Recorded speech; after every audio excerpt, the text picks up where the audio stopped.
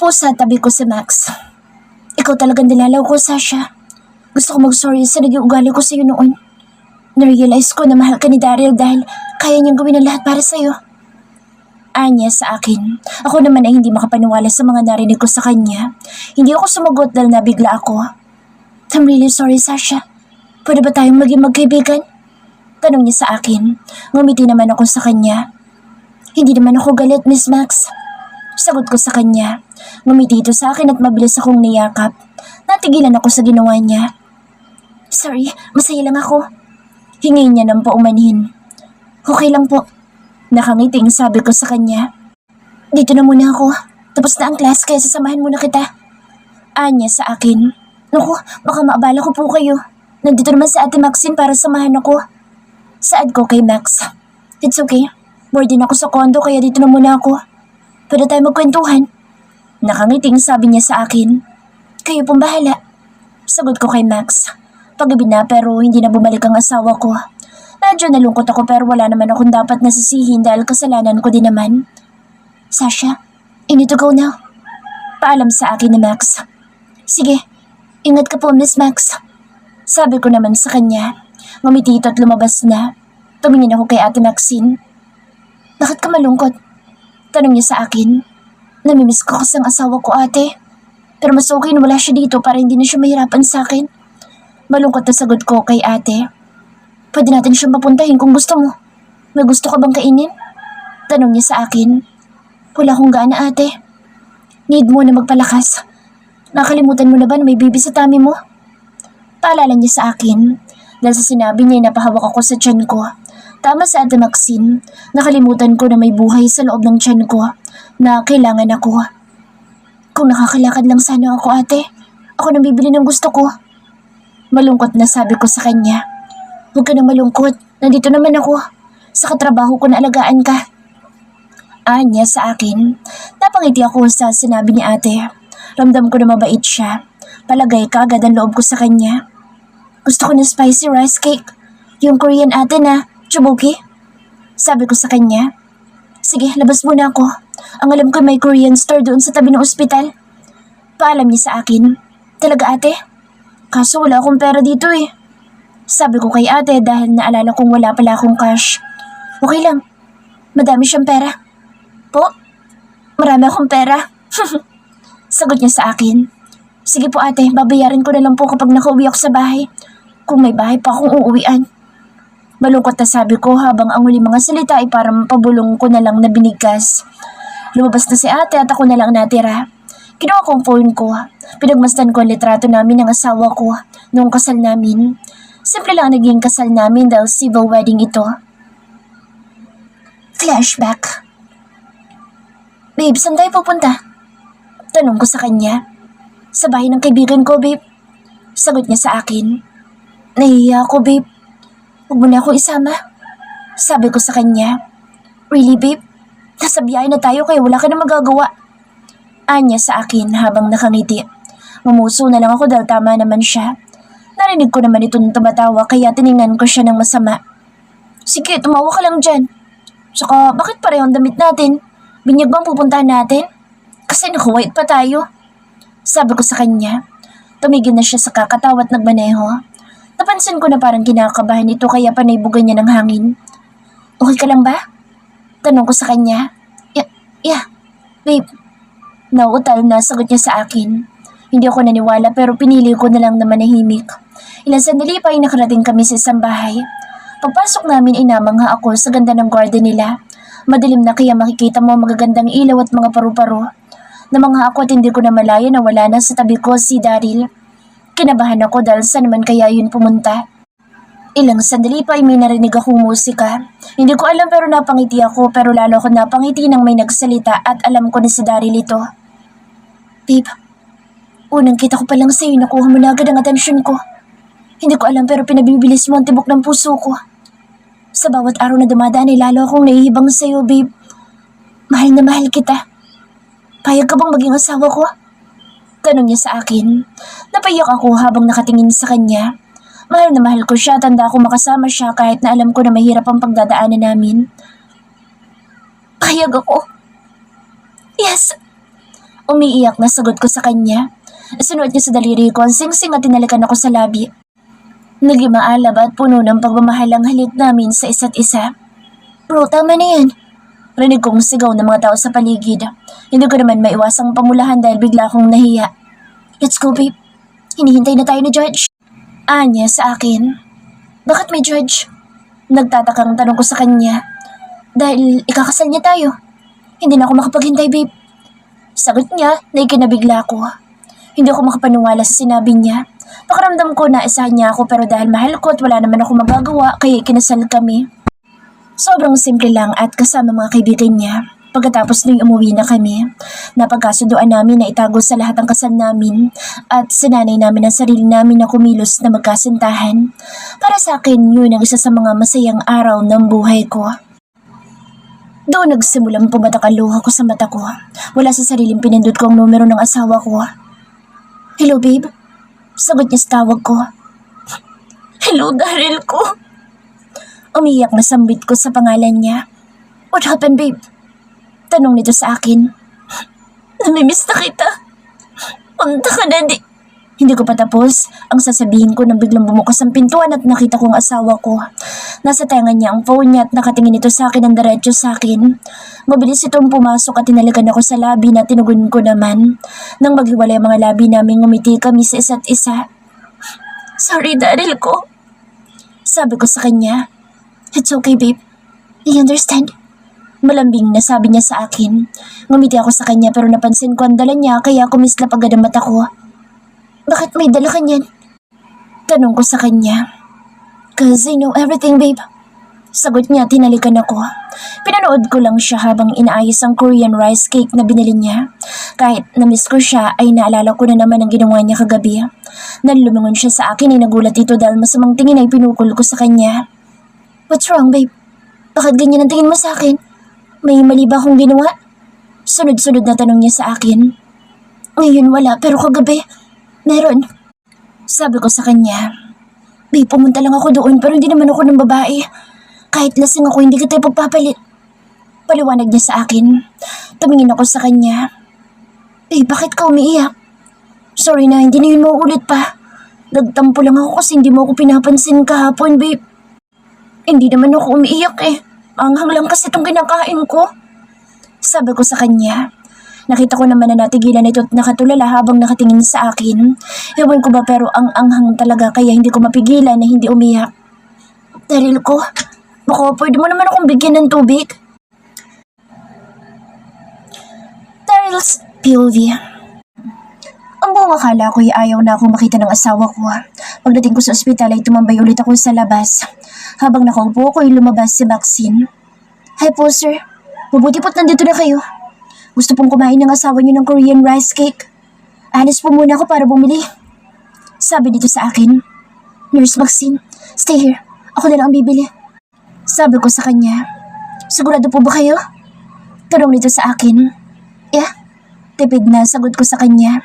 Okay po. Sabi dito sa akin. Lumabas ako at pumunta sa Korean store na nasa labas lang nitong ospital.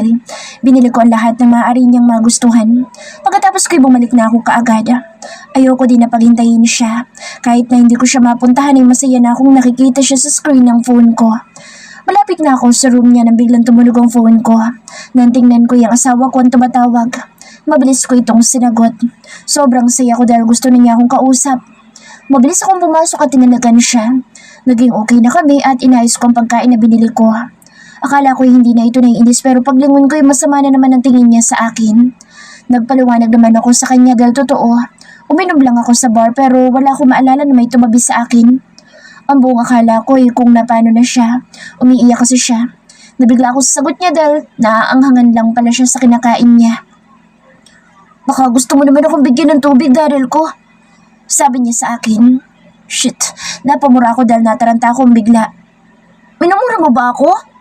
Naiiyak na tanong niya sa akin. No, I mean, hindi babe. Nataranta lang kasi ako. Sorry, here's the water babe. Binigay ko sa kanya ang tubig. Are you okay now? Tanong ko ulit sa kanya.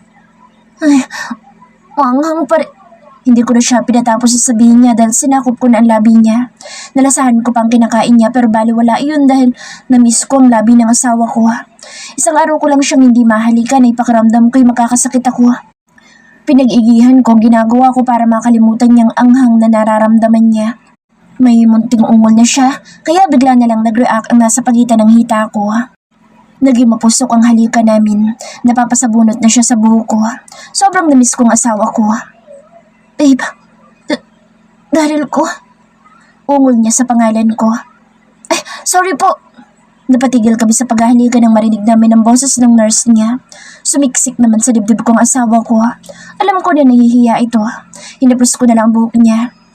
Sorry po sir, meron pong gustong kumausap kay ma'am. Saad sa akin ni Nurse Maxine.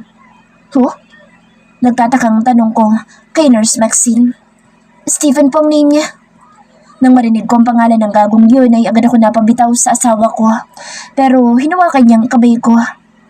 Paalisin mo na lang siya, Ate Maxine. Sabi ng asawa ko. Hayaan mo na siya, Daryl ko. Malungkot ang mga mata na sabi niya sa akin. Please, ayoko na mapaaway ka na naman. Kalmadong sabi niya sa akin. Huminga ako ng malalim dahil tama siya. Hindi ko nais na bigyan ng stress ang asawa ko. Lalo na ngayon na may pinagdadaanan siya. Hindi ko nais na makadagdag pa sa mga nangyayari. Please, tell that asshole to leave. Sabi ko kay Nurse Maxine. Okay po. How's your tongue? Tanong ko sa asawa ko. Bigla namang namula ang pisngin nito kaya alam ko na nangihiya na naman ito sa naging tanong ko sa kanya. Okay na? Mahinang sagot ng asawa ko sa akin. Are you blushing? Tanong ko sa kanya na may kasamang pangaasar. Oo, kasi naman ikaw kung ano nung ginagawa mo sa akin. Nakauso pa ito habang nagsasalita kaya napangiti na lang ako at pinisil ko ang pisngi niya. I'm trying to help you, babe. Pero masarap palang tulungan ka. Tumatawang sabi ko sa kanya. Thank you dahil nawala na yung anghang. Sabi niya sa akin. May iba ka pa bang gustong kainin? Tanong ko sa asawa ko. Tinapay na lang siguro, Daryl ko. Sagot niya sa akin. Inayos kong binili kong sandwich para makakain na siya. Bumalik ako sa tabi niya para alalayan siya. Kumain ka na ba? Tanong niya sa akin. Hindi pa, babe. Sagot ko. Sure na lang tayo dito, Daryl ko. Sabi niya sa akin kaya napangiti naman ako. Nagsimula na siyang kumain at inilapit niya sa akin ng tinapay kaya kumagat naman ako. Napangiti ako dahil nakikita ko na nagustuhan niyang kinakain niya. Daryl, tawag niya sa akin. Yes, babe. Sagot ko sa kanya. Kailan tayo uuwi? Tanong niya sa akin. Itatanong ko sa doktor, babe. Kapag pumayag siya, uuwi din tayo kaagad sa bahay. I know that you're not comfortable here. Saan ka pumunta kanina? Tanong niya sa akin. Sa university, babe. Nakita ko ang lungkot sa mga mata niya. Babe, sorry kung selfish ako dahil hindi kita naisip. Okay lang ba na mag-homeschooling ka? Tanong ko naman sa kanya. Ngumiti ito sa akin. Wala ka namang kasalanan. Ginusto ko naman ito. Pero na dahil sa akin, maalis ka sa pagtuturo. Alam ko na mahal mong ginagawa mo. Malungkot na sabi niya. Don't be sad, babe. Mas mahal kita. Nakangiting sabi ko sa kanya. Pero mali yata sinabi ko dahil bigla na naman itong umiyak. Babe, huwag ka nang umiyak. May nasabi ba akong mali? Babe, please don't cry. Ani ko sa kanya. Hindi naman ako umiiyak dahil sa mga sinabi mo. Kasi gusto ko pang kumain eh. Inubos mo na. Parang bata na saad niya sa akin. Here we go again. Namamali ako sa mga inaakala ko. Napasarap din kasi ang kain ko kaya hindi ko siya naisip pati sinubo ko na lahat. Ngayon lang din ako nakaramdam ng gutom simula kanina. Bibili na lang ako ulit, babe. Dito ka lang ha? Sabi ko sa kanya. Oo, dito lang ako kasi hindi naman ako makakaalis dito dahil hindi naman ako makakalakad. Malungkot na sabi niya. Makakalakad ka, huwag mong sabihin yan. Sabi ko sa kanya. Ayoko na mawalan siya ng pag-asa dahil hindi ko gusto na ganyan siya. Sorry, Daryl ko. Sige na, umalis ka na. Bumili ka din ng strawberry frappe ha. Ngumiti ako, tinalikan ko siya bago ako umalis. Paglabas ko'y nakaupo si Nurse Maxine. Nagpaalam ako na aalis ako saglit. Pagbalik ko'y masayang nag-uusap ang asawa ko at si Maxine. Ibinigay ko kaagad sa asawa ko ang drinks niya. Masaya naman ito at sabay namin tatlong kinain ang mga binili ko. Pinauwi ko muna si Maxine dahil ako na magbabantay sa asawa ko ngayon. Babe, matulog ka na. Utos ko sa kanya. Ikaw din, Daryl ko. Ngumiti ako sa kanya. Hinahapos ko ang buhok niya hanggang sa nakatulog siya. Ilang sandali lang ay narinig ko ng mumunting hilik niya. Umilaw ang phone niya. Wala naman akong balak na buksan pero parang may naguutos sa akin na tingnan ko. Kinuha ko ito at nang buksan ko ay nakita kong kaibigan lang niya nag-chat. Pero kumunot ang noo ko nang may nakitang name na hindi pamilyar sa akin. Nang buksan ko ay nakita ko ang mga larawan ko noong nasa bar ako. Napatiimbagang ako dahil halatang edited ang mga babae sa tabi ko. Ngayon alam ko na kung bakit galit sa akin ang asawa ko at nalaman niya na nagpunta ako sa bar. Nais ko pang i-chat ang tao nagpadala pero nakablock na. Hindi ko pa nahanap ang isa, may dumagdag na naman. Dinadagdagan talaga nila ang galit ko. Malalagot silang lahat sa pananakit nila sa asawa ko. Sasha sa POV. Naging maayos kami ng asawa ko dahil maayos naman ang lahat at pinayagan na kaming umuwi. Sabi ng doktor mas maganda na gawin agad namin ang therapy ko habang hindi pa lumalaki ang tiyan ko. Mahirapan na daw ako kapag lumaki na ang baby sa tiyan ko dahil bibigat na din ako. Sa bahay na rin namin nakatira si Ate Maxine dahil siya ang kasama ko habang tinatapos ni Daryl ang lahat ng kailangan niya sa university. Pinagbawalan ako ng asawa ko na gumamit ng cellphone dahil baka maulit na naman ang mga nangyari noong nakaraan. Umiyak kasi ako dahil sa mga comments na nabasa ko. Kung marami ang naawa sa akin ay marami din ang nagalit. Maraming masasakit na salita ang sinabi nila sa akin. Malandi, bagay lang sa kanya yan. Karma is real at madami pang masasakit na salita. Nababagot ako at gusto ko magpahangin sa labas kaya lumabas muna ako sa kwarto namin. At habang hindi pa ako nakakalakad ulit ay dito muna sa baba ang silid namin. Nasa wheelchair ako ngayon habang pinagmamasdan si Ate Maxine na nagdidilig ng mga bulaklak sa aming mini garden. Ilang sandali lang ay may nag-doorbell. Dito ka lang, Sasha, at sisilipin ko kung sinong nasa labas. Sad sa akin ni Ate Maxine. Sige po, ate. Sagot ko sa kanya. Umalis si ate at medyo natagalan siya kaya nagdesisyon ako na puntahan niya siya sa gate. Nagtataka kasi ako dahil sobrang tagal niyang bumalik. Miss, hindi po talaga kayo pwedeng pumasok dito. Narinig ko sabi ni Ate Maxine. Ate, sino yan? Tanong ko sa kanya. Si Miss Aryan po. Hindi kasi siya pwedeng pumasok dahil yun ang kabilin-bilin ni sir. Sagot naman niya sa akin.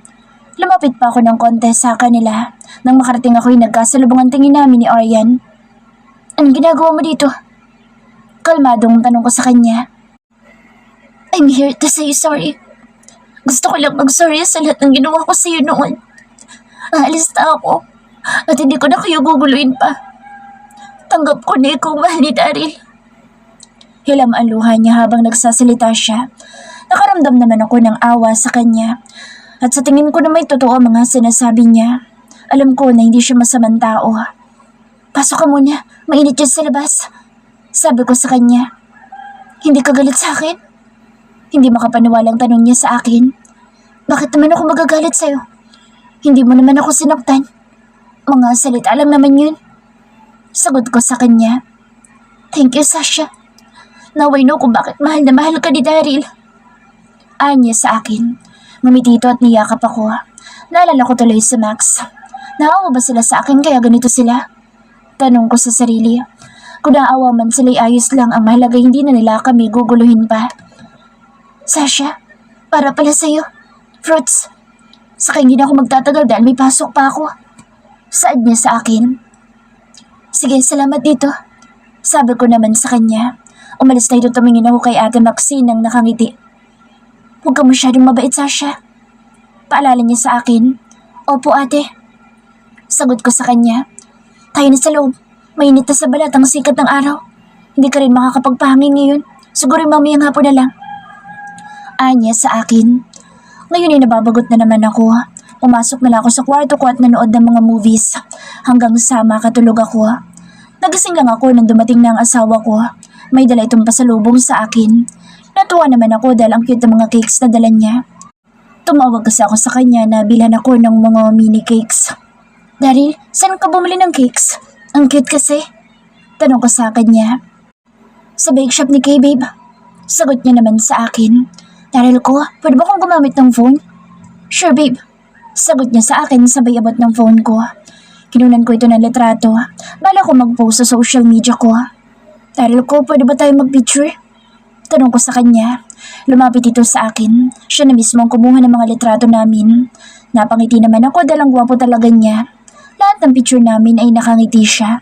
Bumalik na siya sa ginagawa niya. Ako naman ay naglakas loob na magbukas ng social media ko. Pumunta ako sa school page namin. Kabado man ako pero nag-scroll down pa rin ako. Nakita ko ang mga larawan namin. Wala sa sariling binuksan ko ang comment section. Hati pa rin ang nakalagay doon. May masaya at meron ding nagagalit sa akin. Hindi ko naman maiwasang hindi maiyak sa mga nabasa ko. Ang sakit nilang magsalita. Mabilis kong pinunasan ang luha ko. Itinabi ko na lang ang phone. Daryl, nagugutom ako. Sabi ko sa kanya. Tara, kumain na tayo, babe. Sabi niya sa akin. Kami lang na dalawa dito ngayon dahil tuwing gabi umuwi si Ate Maxine. Bukas pa darating magiging kasama namin dito sa bahay. So weekend, babe, masyal tayo? Sabi sa akin ng asawa ko. Saan tayo pupunta? Tanong ko sa kanya. Saan mo ba gusto? Tanong niya sa akin. May mapupuntahan ba ako? Gayong di naman ako makapaglakad. Malungkot na tanong ko sa kanya. Marami tayong mapupuntahan. Saka kasama mo ako. Ako ang magiging paa mo, babe, kaya huwag ka na malungkot. Sabi niya sa akin. Ngumiti ako sa kanya. Pinilit ko ipakita sa kanya na okay lang ako. Nang matapos kaming kumain ay bumalik na kami sa room namin. Inasikaso niya ako. Siya nagsipilyo at naghihilamos sa akin. Lahat ng hindi ko kayang gawin ay siya ang gumagawa. Ni sa panaginip hindi ko akalain na gagawin niya mga bagay na ito.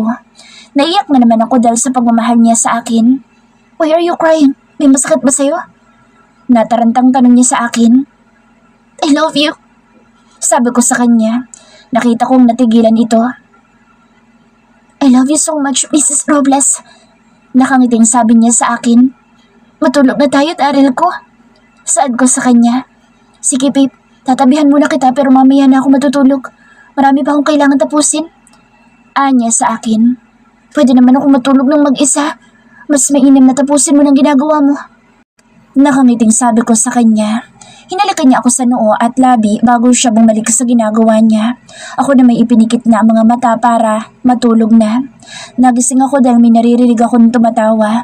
Nangidilat ko ang mga mata ko'y bumungad sa akin si Aryan. Nakangiti ito habang yakap niya si Daryl.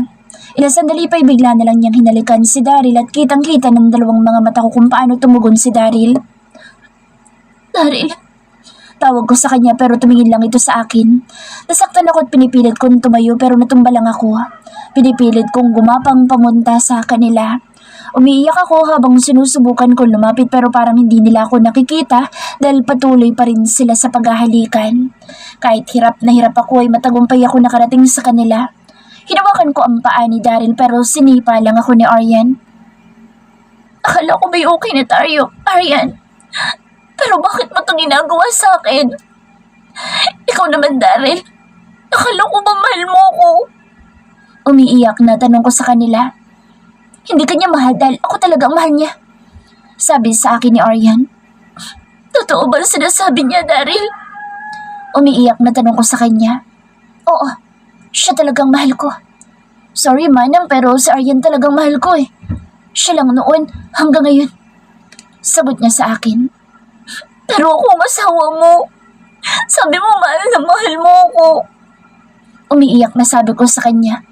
Hindi kita asawa dahil sa Aryan lang ang pakakasalan ko. Galit na anya sa akin bago hinilang palabas si Aryan at iniwan nila akong nasa sahig. Daryl! Tawag ko sa kanya. Daryl, bakit? Umiiyak na tawag ko sa kanya. Daryl! Napadilat akong bigla. Are you okay, babe? Nag-aalalang tanong sa akin ni Daryl. Biglang bumuhos ang luha ko dahil panaginip lang pala ang lahat. Umagulol ako at nataranta naman ang asawa ko. Babe, why are you crying, babe? Tanong niya ulit sa akin. Niyakap niya ako at pinapatahan. Akala ko totoo na. Panaginip lang pala. Akala ko hindi mo ako mahal. Umiiyak ako habang sinasabi ko yun sa kanya. Hindi mangyayari yun, babe. Ikaw lang ang mamahalin ko. Saksi ka naman siguro kung gaano ako kabaliw sa'yo. Nakangiting sabi niya sa akin. Natatakot ako, Daryl. Paano kung magising ako isang araw hindi mo na ako mahal? Kami ni baby. Sabi ko sa kanya. Pwede mo ikwento sa akin kung anong panaginip mo? Sabi niya sa akin habang pinupunasan niya ang luha ko. Nanaginip ako na si Arya na ang mahal mo, tiniwan mo ako. Sumama ka sa kanya. Kwento ko sa kanya. Imposible mangyari yan, babe. Matulog na tayo ulit.